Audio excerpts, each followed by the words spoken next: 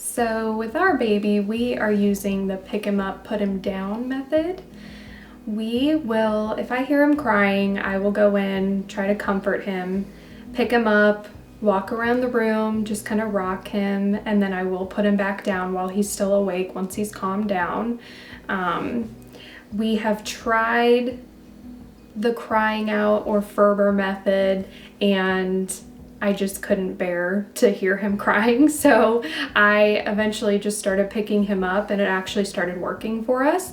It was a way to soothe him and calm him down so he knew that we were still there. We were going to respond to him and respond to his crying. And it just kind of gave him that little bit of comfort that he needed to fall back asleep.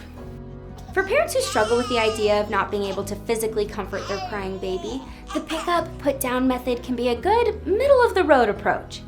Just like the other methods, you start with establishing healthy habits around bedtime, like a bedtime routine, and you wait until your baby is sleepy but not fully asleep to put them down.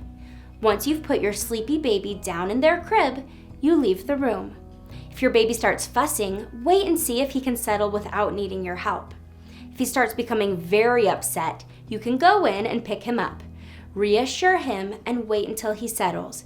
Then, once he's calm but still awake, you lay him back down and leave the room. If he starts crying again, you go back in, pick him up until he's calm, and keep repeating until he falls asleep.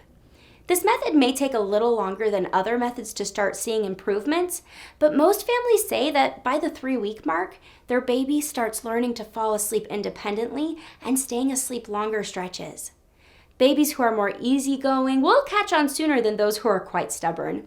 This can be really exhausting for parents, and it definitely requires a lot of patience and willpower. Some babies may find that this is too stimulating, and the constant picking up and putting down will have the opposite effect. They'll go from drowsy to wide awake.